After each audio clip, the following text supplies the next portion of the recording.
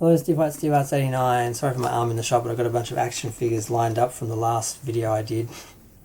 Yeah, so there's some good and bad news. The good news is they actually made the Khan series. It's the Khan miniseries that Nicholas Meyer wrote during his brief discovery period, where he was brought on in a name only, really. Who contributed to like one story that was rewritten, and then he didn't really get credited, and then he just disappeared because he was just there to assure fans that the new Star Trek show was going to be well handled. They brought on Rod Roddenberry and him and Ryan Fuller and all these names to assure us that they were going to do a good job, and then they just messed it up. But out of all that, there was a very interesting script for a Khan miniseries that would show what happened to him between Space Seed and the Wrath of Khan. And we were hoping this would be a series on CW at first, and then we were hoping that they would just do a movie or a miniseries. But what we ended up getting was an audio play, an audio series, an audio book, which is disappointing because as great as they are, they're not as good as live action. And it's not like this was the artistic choice. They wanted to do it this way.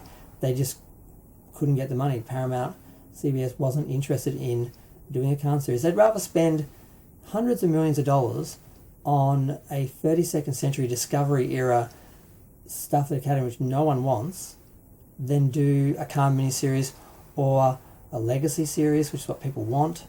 I mean, it's just baffling. I mean, imagine if they'd done a Khan movie with Michelle Yeoh playing one of the augments. How awesome would that have been? Instead we get Section 31. So it's just baffling that they just give us, they've got their own agenda, they're just pushing their own things, and they don't care what the fans want or what is best for the franchise.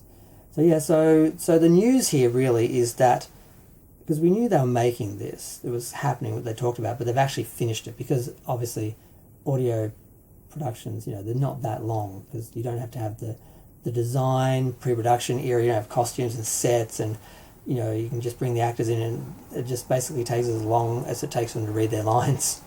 So it's done, the production is wrapped, and the surprise is that Naveen Andrews is actually in the title role of Khan. He was Saeed on Lost, and he's pretty awesome, so that would have been great to have seen him on screen playing Khan.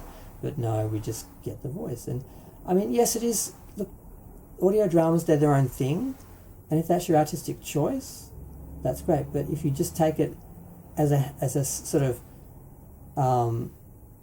secondary option because you can't get funding for an actual live action series, it's just disappointing, because you always wonder what would we have got if they'd actually given the money and support to an actual Khan miniseries.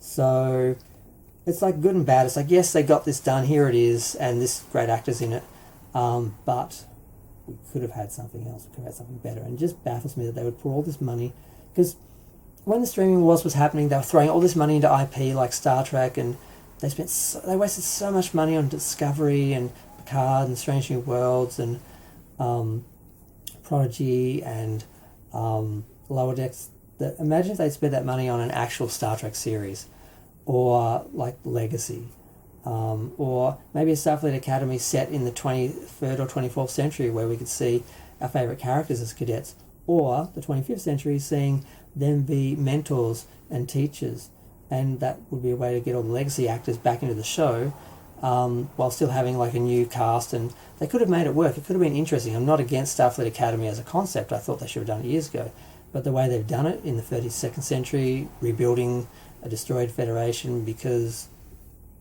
apparently they hated Gene Roddenberry's vision so much they had to destroy it and then rebuild it in their image. That's a whole other video, but yeah, so I don't know, part of me is like, I can't get past the disappointment of this. I can't celebrate, yay, they did this, because we only got it because they didn't have the support and funding to do an actual miniseries or an actual series. So yeah, this is what we got. That's how it feels. But I'm going to go. Feel free to share, like, comment, subscribe. Let me know what you think. I hear it's good, the story is good. I'm sure the quality is going to be great and everything. It's just, we could have had more. It's always going to haunt, I think. It's always going to haunt us when we look back at this. Yeah, I'm going to go.